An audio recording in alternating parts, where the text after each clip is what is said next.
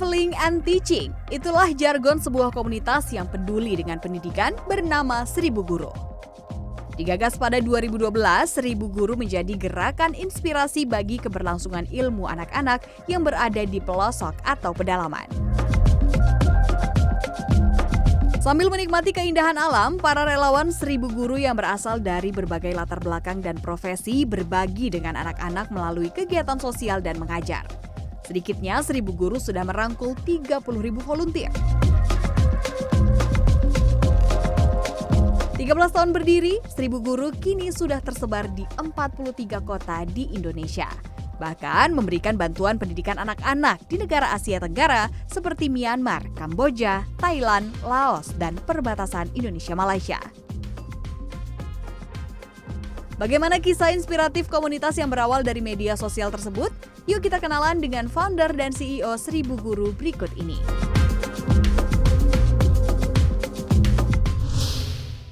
Ya, kalau tadi kita sudah intip sedikit latar belakang, jadi Seribu Guru ini berangkat dari rasa kepedulian terhadap nasib pendidikan anak-anak di Indonesia. Sharing is caring, bagaimana kita bisa saling peduli, mencerdaskan kehidupan generasi yang akan datang.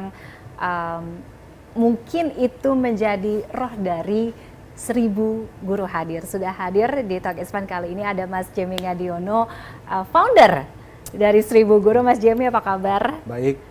Terima kasih sudah hadir.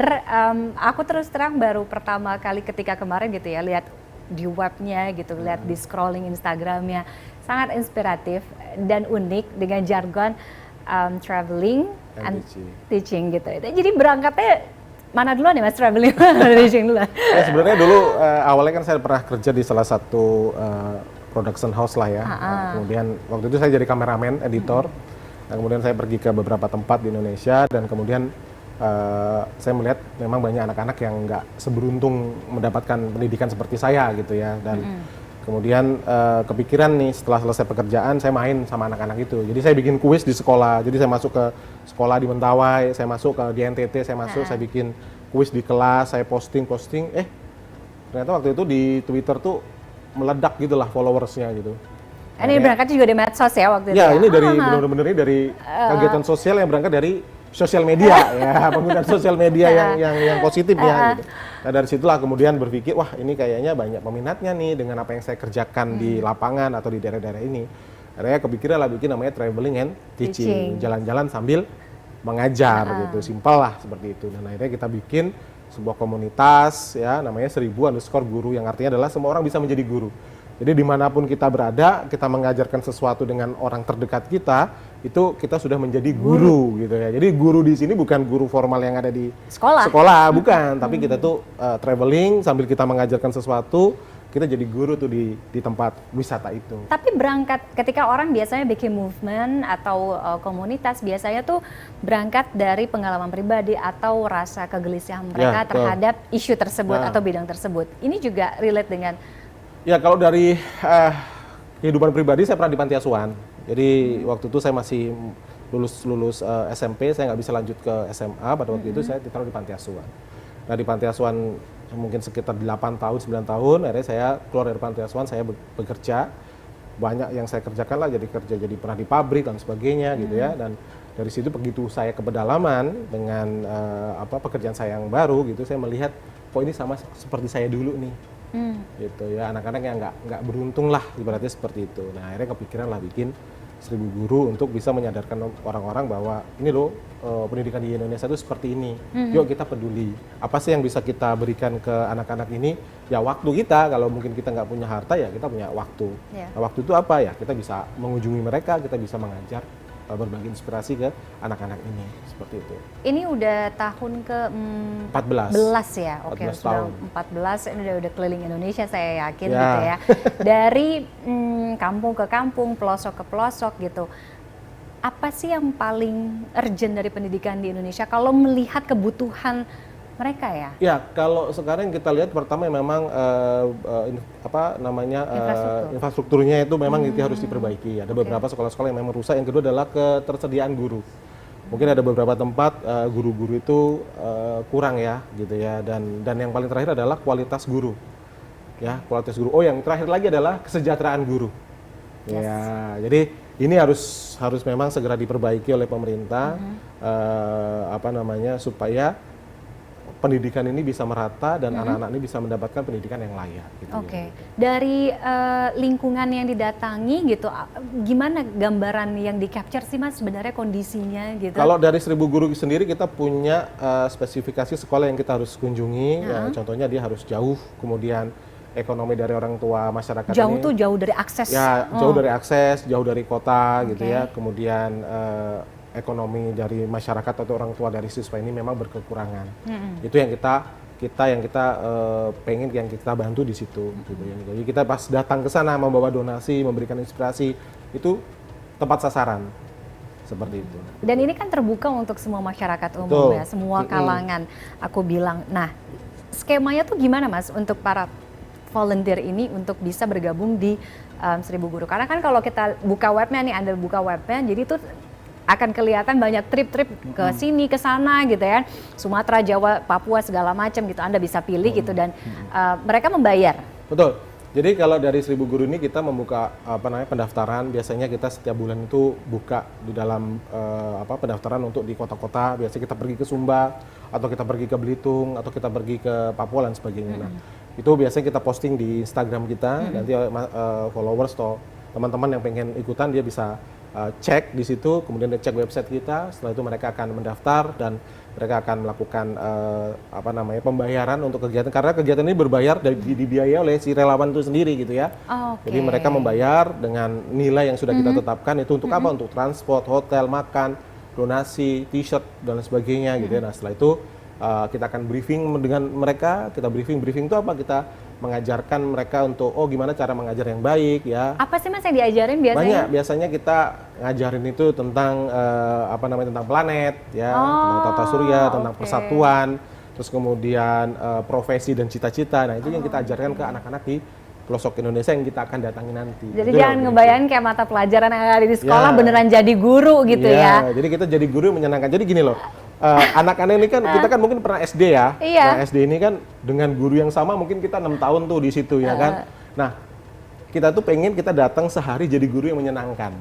Nah, jadi kakak-kakak ini kita datang ke sekolah, kita bikin fun teaching, kita bilang begitu ya. Mereka kita kasih kuis, mereka bisa jawab, kita kasih hadiah. Mungkin itu tidak dilakukan oleh guru yang mengajar setiap hari kan. Nah, kedatangan kita itu menjadi guru yang menyenangkan buat anak-anak itu dalam satu hari. Pasti mereka akan senang banget. Oke. Ada daerah mungkin yang paling Mas Jamie paling ingat gitu ya, yang benar-benar wah ini memang merasakan sekali gitu. Ya. Yang mungkin kita orang di sini kita nggak pernah bisa ngebayangin itu gitu. Ada banyak ya, saya sampai bingung saya. Nih, ada beberapa tempat sih. Kalau saya memang tersentuh itu di Nusa Tenggara Timur, ya. Jadi kami itu, ini nama desanya namanya Desa Boti ya, Desa Boti. Jadi kami pergi ke sana malam-malam naik sepeda motor. Kita ngelewatin sungai, datang malam-malam, kan nggak ada hotel tuh di daerah Desa Boti, suku Boti itu tidak ada hotel. Jadi kita benar-benar harus bawa minyak sendiri.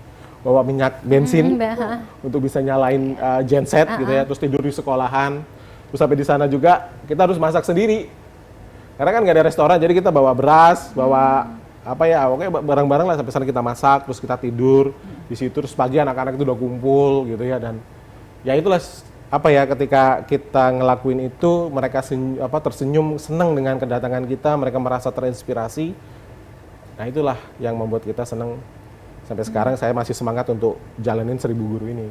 Oke, ilmu itu kan bisa ditebar, bisa diberikan dari segala macam cara, pintu gitu ya. Tapi melihat pendidikan yang ideal tuh di mata Mas Jamie dan teman-teman dari 1000 guru tuh. Ya, sebenarnya kalau ideal saya rasa pemerataan pendidikan tuh harus ada ya. Jadi entah itu dari kelengkapan prasarana dari pendidikan itu sendiri, itu nggak boleh berbeda dengan sama yang di kota gitu ya. Kalau kita bicara nanti kita bicara AI gitu ya, mungkin di daerah di pelosok sana jangankan bicara itu, internet sinyal aja nggak nyampe kan gitu. Itu kan penting ya, kita pengen sebelum semuanya wacana-wacana itu dilaksanakan gitu ya, dilengkapi dulu lah gitu ya, sarana pendukung untuk pendidikan itu gitu. Dan guru-guru juga harus, ya itu tadi, harus berkualitas, karena kalau satu guru tidak berkualitas akan menghasilkan satu guru tidak berkualitas akan menghasilkan 100 murid tidak berkualitas. Tapi kalau satu guru berkualitas akan menghasilkan 100 murid yang berkualitas gitu. Jadi kita pengen guru-guru berkualitas. Yang terakhir adalah ya tadi saya sudah sampaikan tentang gaji, ya kan. Kayak akhir-akhir ini kan banyak sekali yang bicara, wah honorer dibanding-bandingkan dengan program lain yang sedang berjalan. Kenapa sih kok nggak ada kesejahteraan dan sebagainya? Ini perlu diperhatikan gitu. Karena kalau gurunya juga sejahtera ya dia nggak akan mikirin yang lain lagi. Karena pernah kita lihat datang ke sekolah, gurunya mana? Nggak ada, karena di pasar jualan gitu ya. Karena untuk apa? Menyambung hidup dan sebagainya. Gitu. Jadi intinya adalah pemerataan itu harus sama di seluruh Indonesia, itu baru ideal. Kita boleh berangan-angan gitu ya Mas ya, karena kan Mas Jemi bersama 1000 Guru ini sudah terjun di peduli terhadap pendidikan Indonesia udah belasan tahun gitu. Kalau bisa jadi Menteri Pendidikan gitu, apa yang mau dilakukan? Mungkin kalau saya jadi menteri, ya itu saya perbanyak universitas keguruan di seluruh Indonesia. Jadi mungkin di setiap kota itu ada universitas keguruan lah gitu. Nah, terus yang kedua adalah gaji guru tuh naik, minimal satu guru tuh kalau dia ngajar gajinya 25 juta lah, gitu kan, satu bulan tuh. Jadi orang yang pengen jadi guru tuh banyak. Nah, ketika jadi guru banyak kan kita seleksi tuh, jadi kita cari guru yang pintar-pintar semua. Iya, betul, kan? betul. Terbaik dari yang terbaik gitu kan, karena gajinya tinggi gitu ya. Nah, nanti ketika mereka sudah masuk di keguruan di lokal tuh, di provinsi contohnya, nanti mereka jadi guru, ya mereka mengabdi untuk provinsinya. Jadi dia nggak harus pergi ke sana, pergi ke sini gitu. Jadi tetap di situ gitu. Itu yang saya pengen ya kalau saya jadi menteri. Mas Jemi, apa sih yang mau di-achieve dari 1000 Guru? Ya kalau kita sebenarnya kita pengen bahwa apa yang kita kerjakan ini kan nggak besar ya. Kami hanya melakukan hal yang kecil untuk pendidikan di negeri. Tapi impactful, Mas. Ya, amin lah ya kalau seperti itu. Jadi kita pengen bahwa apa yang kita sampaikan ke anak-anak itu menjadi inspirasi. Karena setiap kita ini kan pasti punya seseorang yang kita menjadi panutan lah ya. Kita menjadi seperti ini karena terinspirasi oleh orang ini. Nah, ketika kita ini anak-anak muda yang dari kota, dari Jakarta, kita pergi ke pedalaman, memberi inspirasi, anak-anak ini terinspirasi. Akhirnya mereka Mereka jadi semangat belajar. Mereka nggak butuh sekolah. Oh, saya pengen jadi kakak. Pernah nggak Mas ketemu anak yang mungkin dari 10-12 tahun yang lalu, sekarang pasti kan udah. Ini salah satu kisah yang saya sering bagikan di mana-mana. Jadi waktu itu kami datang ke satu sekolah di ujung kulon. Anak-anak ini baru kelas 6, anak ini laki-laki anaknya. Nah, ketika itu dia nangis tuh, dipeluk sama kakaknya kan, kakak relawan itu dipeluk. Ya intinya dia bingung. Setelah ini saya nggak tahu mau kemana, mau sekolah apa enggak. Dia nangis lah gitu. Terus tiba-tiba berapa tahun, mungkin sekitar 10 tahun kemudian ada DM masuk, ting, di akun Instagram kakaknya 1000 Guru. itu, 1000 Gurunya. Iya, ada DM masuk dari si anak ini. Jadi anak ini gini, Kak, masih inget nggak? Jadi waktu itu ceritanya, foto itu saya posting gitu. Terus ini, Kak, itu dulu aku loh, sekarang aku sudah kuliah keperawatan. Dia udah kuliah perawatan, dan karena inspirasi kakak saya bisa sampai seperti ini. Jadi saya semangat belajar dan saya menyelesaikan kuliah saya. Wah, itu oh ini loh hasilnya. Dan kita nggak tahu lagi tuh, mungkin selama 14 tahun ini ada hasil-hasil yang lain yang kita pernah tabur itu. Karena dari udah dulu mungkin ada ribuan. Udah ribuan, karena kita setiap bulan itu berapa kota di Indonesia kan, mungkin ada ratusan ribu sudah yang kita inspirasi anak-anak ini. Dan saya yakin ya 10%-nya aja lah terinspirasi, mungkin dia bisa nggak butuh sekolah lah, dia bisa lanjut sekolah dan dia bisa menjadi generasi untuk Indonesia yang baik untuk kedepannya. Kita harus percaya satu gerakan bisa membuka dan memberikan dampak perubahan gitu ya, betul. Untuk anak-anak tersebut ya. Mungkin namanya sekarang udah gak 1000 Guru Mas, karena volunteernya udah berapa? Berapa puluh ribu, aku lihat di webnya. Ya udah banyak ya, hampir berapa, 120 ribuan lebih lah. Ratusan ribu guru ganti. Terima kasih Mas Jemi dari 1000 Guru, mudah-mudahan gerakan ini semakin bisa memberikan dampak yang positif khususnya untuk anak-anak yang punya banyak keterbatasan, ada di pelosok, pedalaman, dan bisa menggerakkan lagi orang teman-teman lain untuk bisa menularkan ilmu-ilmu itu ya yang tadi ya. Sukses Mas Jemi untuk 1000 Guru, nanti boleh kapan-kapan aku ikut kayaknya. Boleh. Dan Talk Islam masih akan kembali usai jeda, masih berbicara mengenai pendidikan di Indonesia. Tetaplah bersama kami. Awalnya tidak ada rasa interest ya ke dunia pendidikan ya. Oh, awalnya, walaupun memang saya mulai, tapi saya melihat bahwa kehadiran kita itu ternyata menjadi sebuah harapan buat mereka.